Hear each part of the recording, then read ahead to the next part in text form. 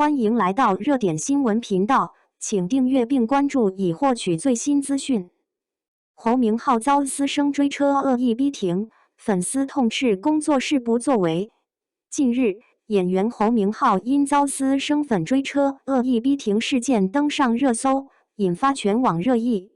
这起事件不仅再次揭开了内娱私生饭乱象的冰山一角，也让公众开始重新审视艺人安全与经纪团队责任之间的边界问题。据悉，11月7日，侯明昊在结束外地工作，乘车返回北京市区途中，被多辆私生粉的车辆持续尾随。据现场目击者描述，对方驾驶极其危险，频繁变道、急刹，甚至试图逼停艺人座驾，场面一度十分混乱。所幸在助理与随行人员的及时处理下，侯明昊最终安全脱险，未造成交通事故。令人敬佩的是，尽管经历了惊魂一刻，他仍按原计划抵达片场继续拍摄工作，全程未让情绪影响进度，展现出极强的职业素养。然而，事件曝光后，网友与粉丝的焦点很快转向了另一个问题：侯明昊工作室的沉默。截至11月11日，距事件已过去数日，官方团队仍未发布任何声明或回应。这种避而不谈的态度，在粉丝群体中引发了极大不满。许多粉丝在社交平台留言痛斥工作室不作为，艺人安全都出问题了，你们还在沉默？不是说保护艺人是首要职责吗？到底在忙什么？侯明昊这么努力，工作室却连发声都不肯，太让人寒心了。事实上，这并非侯明昊第一次遭遇越界追星。早在2023年8月，他就曾被私生饭跟踪至住所，甚至有陌生人潜入其住宅周边偷拍。彼时工作室曾发布过严正声明，呼吁理智追星，并表示将保留追责权利。然而不到2年，同样的事件再次上演，说明所谓的警示并未真正起到震慑作用。从舆论角度看，粉丝对工作室的失望并非空穴来风。一方面，他们希望工作室能第一时间发声，不仅维护艺人的安全与形象，也要在舆论场上形成正向引导。另一方面，更担心团队内部存在管理混乱、信息泄露等问题。有自称内部知情人的网友爆料称，侯明昊工作室内部人员复杂，甚至有人疑似私下与部分私生粉保持联系，泄露艺人行程信息。虽然该说法尚未被证实，但无疑加深了粉丝对团队的不信任。为什么艺人要为管理漏洞买单？这一问题正成为粉丝与路人共同的疑惑。事实上，当前国内娱乐产业中，艺人经纪团队的管理水平参差不齐，不少中小型工作室缺乏系统的安保机制与危机应对流程，一旦出现突发事件，只能临时处理，缺乏长远防范意识。而在竞争激烈、曝光度为王的环境下，一些团队甚至默许私生行为的存在，通过制造所谓路透热度或机场偶遇来维持话题度。这种短视行为无疑助长了越界追星的恶性循环。法律层面上，《个人信息保护法》《治安管理处罚法》等法规虽明确规定，未经许可跟踪、偷拍、泄露艺人行程属于违法行为，但由于取证困难，处罚力度有限，使得许多私生粉有恃无恐。他们往往以热爱之名，行侵扰之实。业内人士指出，若无经纪公司、平台方与执法部门的联合行动，单靠艺人个人呼吁几乎无济于事。侯明昊本人一直以谦逊、温和的公众形象示人，对粉丝态度友好。他在多个场合中公开表示，喜欢可以，但请保持距离，在剧里见，在作品里支持我就够了。这句话在当下看来格外令人心疼。一个努力工作、专注演戏的年轻演员，却要在日常生活中面对被跟踪、被围堵的恐惧。对于这次事件，更多理智的粉丝选择将焦点放在呼吁与自省上。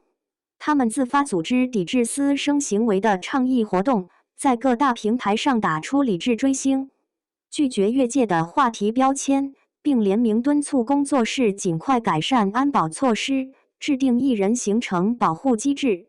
部分粉丝后援会还呼吁媒体减少无授权路透发布，避免间接助长私生风气。事实上，真正健康的追星文化应建立在相互尊重与理性欣赏的基础上。艺人提供作品与情感价值，粉丝给予理解与支持，这才是良性循环的核心。正如一位业内评论人所言，当私生行为被包装成热情，当侵犯被伪装成陪伴，整个行业的伦理边界就开始坍塌。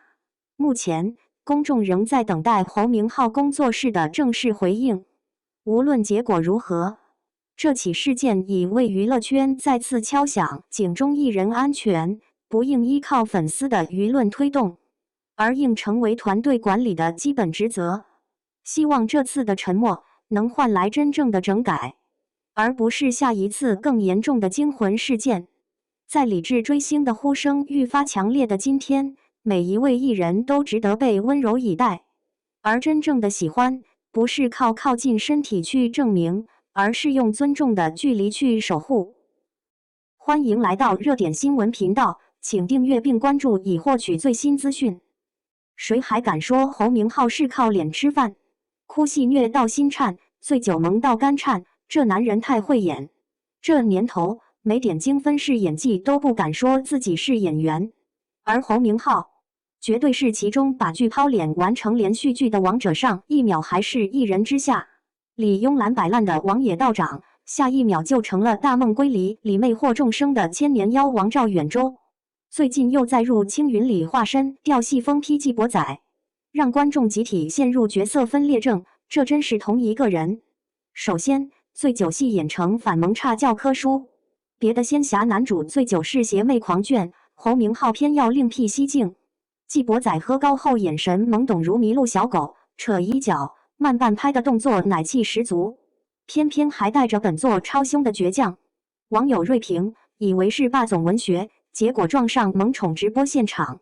更绝的是，他能瞬间切换至无声崩溃模式，青筋暴起加面部抽搐的虐心戏，直接让弹幕哭成海洋。侯明昊的痛隔着屏幕砸我心巴上了。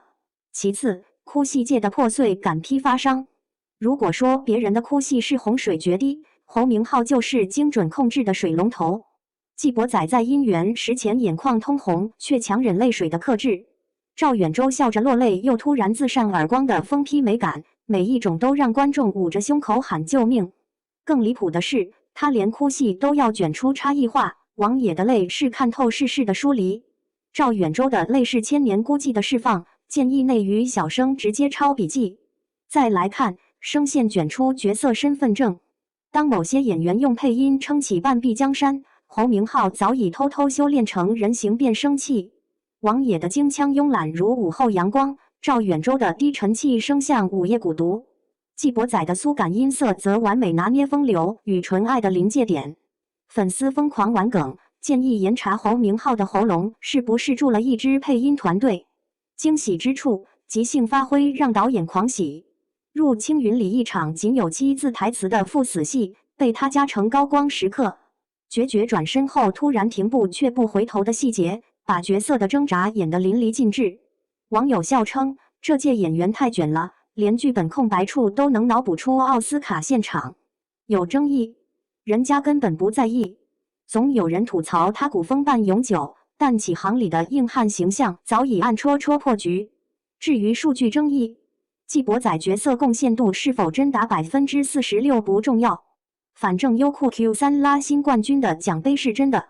总之，从流量小生到演技妖怪，侯明昊的必杀技不过是用微表情让你心跳失序，用声线绑架你的耳朵，用即兴发挥让导演连夜改剧本。当别人还在嘶吼式演技里打转，侯明昊早已用一双会说话的眼睛完成精准打击，这波观众被他 PUA 的心甘情愿。